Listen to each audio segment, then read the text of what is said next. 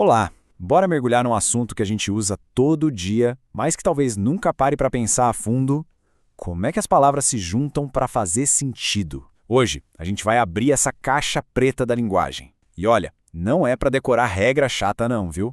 É para entender como usar as ferramentas que a gente já tem para construir ideias cada vez melhores.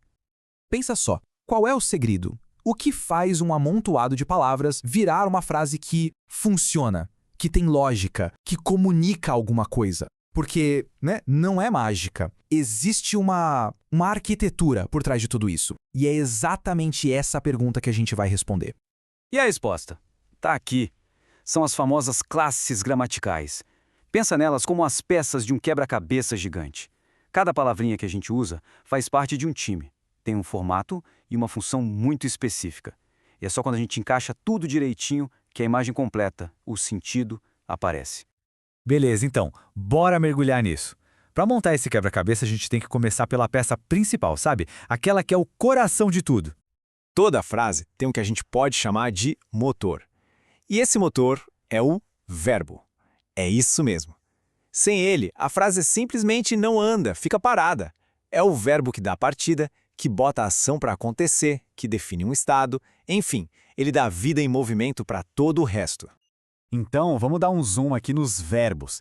Eles são tipo os super-heróis da frase, com poder duplo. Eles não só mostram a ação, mas também nos dão uma pista crucial, o tempo.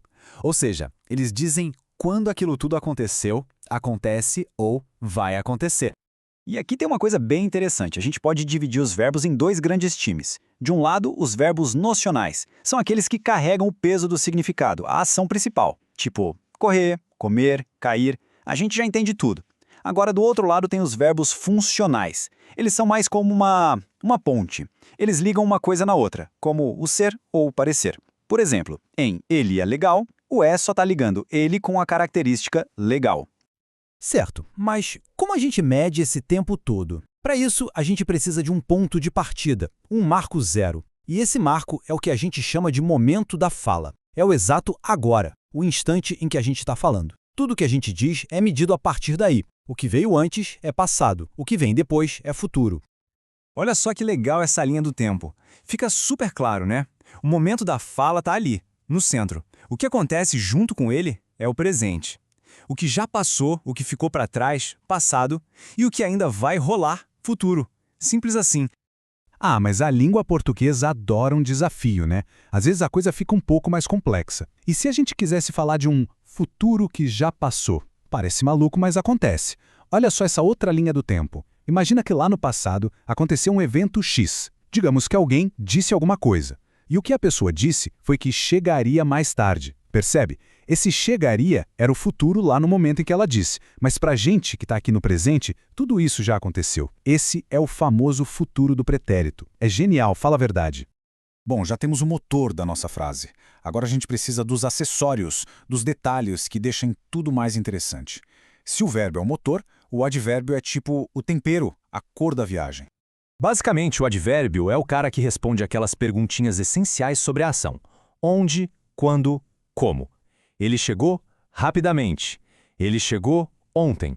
Ele chegou aqui. O advérbio dá as coordenadas, ele situa a ação no tempo, no espaço e no modo como ela aconteceu. E agora, atenção para a regra de ouro do advérbio, a sua principal característica. Ele é invariável. O que isso quer dizer? Quer dizer que ele não muda. Nunca. Não importa se a gente está falando de ele, ela, eles ou elas, o advérbio fica ali firme e forte, sempre do mesmo jeito. Olha esse exemplo. Ela está meio triste. A palavra meio está intensificando o triste, certo? Repara que a gente está falando de ela, que é feminino, mas a palavra continuou meio, no masculino. Por quê? Porque aqui, meio é um advérbio de intensidade, e advérbio, a gente já sabe, não muda. Agora, olha a pegadinha. Se a gente diz, quero meia garrafa, a história muda completamente. Aqui, meia não está intensificando nada, está se referindo à garrafa, que é uma palavra feminina. Então, ela tem que concordar, meia garrafa. Nesse caso, não é advérbio, é adjetivo. Essa é a grande sacada para diferenciar um do outro. Um varia, o outro não. Ok, então já temos o verbo, que é o motor, e o advérbio, que dá os detalhes. Mas e para ligar uma coisa na outra, para criar ideias mais longas, mais complexas? A gente precisa da cola, dos conectores. E aqui olha o poder que uma palavrinha minúscula pode ter. Anel de ouro, anel com ouro ou anel sem ouro. É o mesmo objeto, mas o sentido muda da água para o vinho. E o que muda tudo, uma única preposição. Vamos entender isso. De ouro significa que a matéria do anel é ouro. Ele é feito de ouro. Com ouro já sugere que ele tem um detalhe de ouro. É um anel com um aplique, por exemplo. E sem ouro, bom, aí indica falta, a ausência. É incrível como essas pecinhas tão pequenas têm um poder tão grande de construir significado, né? E na família dos conectores a gente tem também as conjunções. Se as preposições ligam palavras, as conjunções ligam ideias inteiras, orações. Elas são como as placas de trânsito do nosso texto. O e diz, siga em frente, some essa ideia.